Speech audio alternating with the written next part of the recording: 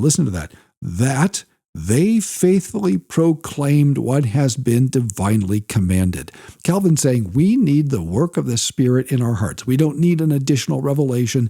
We need the work of the Spirit in our hearts in order to believe what the Word of God says and to trust the Word of God. I really believe that many times when we're asking the Lord for extra canonical revelation, should I take this job?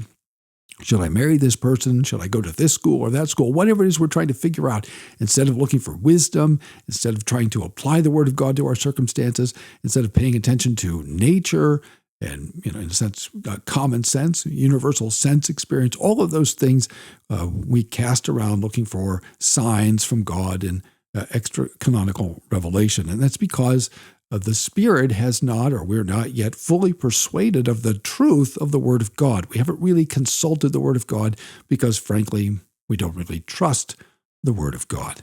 But the Scriptures are God's final word. And so in Institutes, Book 1, Chapter 9, Section 1, he says, furthermore, and he's talking about the Pentecostals, by the way, because there were Pentecostals in the 16th century. They were the Anabaptists.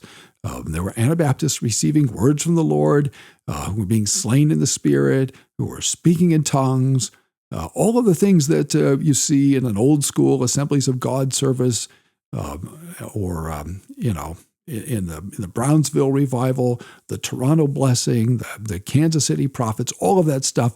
It was already happening in the early 16th century. Calvin was very aware of it. The Reformed were aware of it. The guy who wrote the Belgian Confession, Guy de Bray, wrote a book on the Anabaptists, and he spent a whole chapter criticizing what we today call the Pentecostal movement or the charismatic movement. And Calvin echoes that here.